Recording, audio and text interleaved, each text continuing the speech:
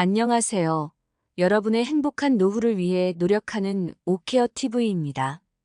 은퇴하신 분들께 노후에 가장 걱정되는 것을 물으면 어김없이 돈과 건강을 말씀하십니다.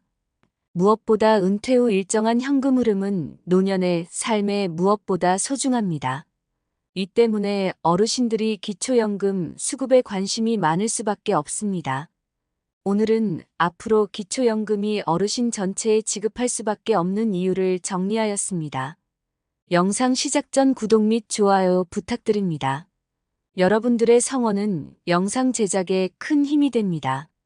기초연금을 어르신 전체에 지급해야 하는 이유 4가지에 대해 설명드리겠습니다. 시작하기에 앞서 2024년 기초연금 지급은 작년과 마찬가지로 만 65세 이상 소득 합이 70%인 어르신들께 지급합니다. 24년 새롭게 변경된 기초연금은 신청인과 배우자의 소득과 재산, 그리고 부채까지 모두 반영한 소득 인정액이 단독 가구 213만 원, 부부 가구 340만 8천 원 이하면 단독 가구 기준 33만 4,810원, 부부 가구 53만 5,680원까지 받으실 수 있습니다. 이는 2023년 대비 3.6% 인상된 금액이지만 기초연금 수급 대상 소득합이 70%는 24년에도 그대로 유지됩니다. 기초연금을 노인 전체에게 지급해야 하는 이유. 첫 번째, 각 소득별 불합리한 인정액 계산 방식입니다. 현재 소득 인정의 계산 방법으로 기초연금 수급 대상을 결정한다면 젊어서 열심히 일하고 저축해서 안정적인 노후를 위해 연금에 가입한 분들께는 기초연금 수급이 그렇게 만만치는 않습니다. 그 이유는 기초연금의 수급 자격을 결정하는 소득인정액 계산 시 부동산을 소유한 사람은 시가 기준이 아닌 시가표준, 즉 공시가를 기준으로 소득인정액에 반영되고 있고, 심지어 전년도 공시가 기준으로 실제 50% 정도의 기본공제 효과가 있습니다. 또한 노후를 위해 점포나 오피스텔 등을 소유하고 임대소득을 받고 계신 분, 임대사업자 등록 여부와 상관없이 점포임대 41.5%, 주택임대 42.6%의 필요경비를 공제받고 있습니다. 여기에 아직 일을 하고 계신 어르신들의 근로소득에는 기본공제 110만 원에 추가공제 30%까지 부부 각각 공제받을 수 있습니다. 그런데 왜 젊어서 열심히 일해번 돈으로 저축한 재산인 금융재산, 즉 정기예금, 정기적금, 주식보험 등에는 기본공제가 고작 2천만 원밖에 되지 않는 걸까요? 앞에서 말씀드렸듯이 부동산을 소유한 사람은 공시가의 적용으로 일단 50% 정도 공제해주고 추가로 지역별 기본공제를 적용해 대도시와 특례시는 1억 3,500만 원, 중소도시 8,500만 원 등 추가 공제를 해주고 있습니다. 이에 반해 금융재산에만 이렇게 기본공제를 조금밖에 안 해주고 유독 부동산에만 많은 공제 혜택을 주는지 납득하기 힘듭니다. 그런데 연금 소득을 얘기하면 더욱더 이해가 되지 않습니다. 국민연금, 개인연금 등 모든 연금 소득에는 기본공제 자체가 아예 없습니다. 게다가 국민연금이 50만 2,200원을 초과하면 기초연금이 50%까지 감액하고 있으니 너무 불공평한 것 아닐까요? 젊어서 꼬박꼬박 보험료를 납부하고 은퇴 후 국민연금을 받고 있는 것인데 여기에 공제가 되지 않고 또 세금을 낸다면 매우 불공평합니다. 또 노후에 똑같은 가치의 재산을 잇더라도 일반 재산, 금융재산, 연금소득 등 투자 재산의 종류에 따라 기초연금 수급 여부가 결정난다는 것 자체가 큰 문제가 아닐 수 없습니다. 두 번째, 노인 빈곤율을 부추기는 정부의 불합리한 정책 때문입니다.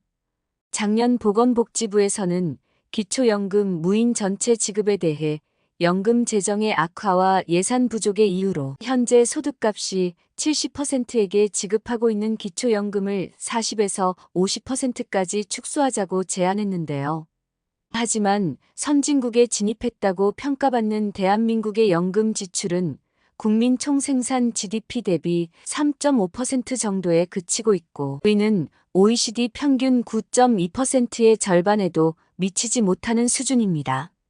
사회보험 방식으로 운영하고 있는 독일의 경우 보험료의 30%를 국가 재정으로 부담하고 있는 것을 원칙으로 하고 있는 것과 비교한다면 우리나라의 연금 지출 3.5%는 너무 미미한 수준이라고 할 수 있고, 공무원 연금, 군인 연금에는 매년 10조 원씩 세금을 투입하고 있는 상황 속에서 연금 재정의 고갈을 운운하며 노인 빈곤율에 대한 정부의 책임을 회피하는 것은 너무 무책임한 정책이라고 할 수 있습니다. 기초연금을 노인 전체에게 지급해야 하는 이유. 세 번째, 기초연금 수급자 선정 및 관리를 위해 투입되는 과도한 행정비용 때문입니다. 기초연금을 받는 70%와 못 받는 30%를 구분하기 위해서 신청인의 소득과 재산, 그리고 부채까지도 모두 조사해서 소득 인정액에 반영해야 합니다. 따라서 각 시군 구의 행정복지센터, 국세청, 법원, 국민연금공단 등 수많은 인력과 예산이 소요될 수밖에 없습니다. 또한 기초연금 심사업 무도 복잡하고 앞에서 설명드렸듯 만 65세 이상 어르신들의 소득 인정액을 기준으로 순위를 정한다는 발상 자체가 무리가 따를 수밖에 없는 정책인 것입니다. 따라서 만 65세 이상 모든 어르신들께 기초연금을 지급하는 것이 지금 당장은 어려울 수 있지만 단계별로라도 시도하는 지혜가 반드시 필요한 때입니다. 이는 아동수당 도입 당시 하위 80%에게만 지급하려던 당초 계획을 소득 파악을 위한 행정비용이 오히려 더 클 수 있다는 이유로 모든 대상자로 확대 실시했던 것과 같은 논리라고 할 수 있습니다. 기초연금을 노인 전체에게 지급해야 하는 이유. 네 번째, 국민용돈으로 전락한 국민연금이 이유입니다.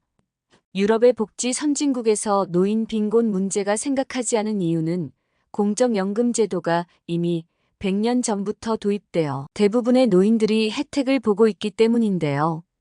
반면 우리나라의 경우는 국민연금 제도가 1988년 처음 시행됨으로써 2020년 기준 국민연금 수급률이 38.3%에 그치고 있고 평균 수급액도 월 63만 원 정도에 불과합니다. 사실 평균은 월 63만 원이라고 하지만 이 중 50% 이상 월 40만 원 미만의 국민연금을 받고 있는 상황을 고려한다면 어르신들의 노후를 책임지는 국민연금이 아니라 국민용돈이라는 표현이 더 어울리지 않을까요? 한 설문조사에 따르면 은퇴 후 최소 생활비로 단독 가구 기준 월 154만 원 정도 필요한 것으로 파악되었습니다. 월 63만 원이라면 최소 생활비의 절반에도 턱없이 미치지 못하는 수준입니다. 현 정부에서는 재정 건정성을 강조하며 국민연금의 소득 대체율 40%를 그대로 유지하는 쪽으로 방향을 잡고 있는 것 같은데요. 여기서 소득 대체율이란 은퇴 전 평균 소득 대비 은퇴 후 국민연금을 얼마나 받을 수 있는지를 나타내는 비율입니다. 따라서 은퇴 전 평균 소득이 300만 원이었다면 은퇴 후 40%인 120만 원 정도를 받을 수 있다는 것이지만 여기에는 가입 기간이라는 꼼수가 숨어 있습니다. 소득 대체율은 20세에서 60세까지 40년간 국민연금에 가입했을 때의 비율이므로 현재 우리나라의 국민연금 평균 가입 기간이 20년을 조금 넘은 것을 감안한다면 소득 대체율도 절반인 20% 정도밖에 되지 않는다는 것입니다. 따라서 1988년 이후 아직 40년도 되지 않은 국민연금을 가지고 소득 대체율을 운운하며 어르신들을 기만하는 정책은 반드시 시정되어야 할 것입니다.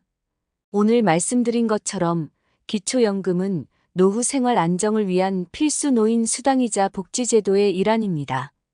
보편적 복지의 선택은 현 윤석열 정부가 풀어야 할 가장 큰 숙제이며 보다 적극적인 정책의 검토와 사회적 협의를 통해 해법을 찾아야 할 것입니다. 한 줄 요약입니다. 첫째, 소득 기준과 불합리한 계산 방식. 기초연금은 소득에 따라 결정되는데 부동산 소유와 노후 투자 재산에 따라 불합리한 차별이 발생하며 연금 소득에 대한 공제가 없는 등 불공평함이 존재합니다. 둘째, 정부의 부적절한 정책. 정부의 연금 정책은 노인 빈곤 문제를 해결하기보다는 불합리하게 축소하려는 경향이 있으며 국민연금의 지출이 부족한 상황에서 공무원 및 군인 연금에 대한 세금 투입이 과도한 것으로 비춰집니다.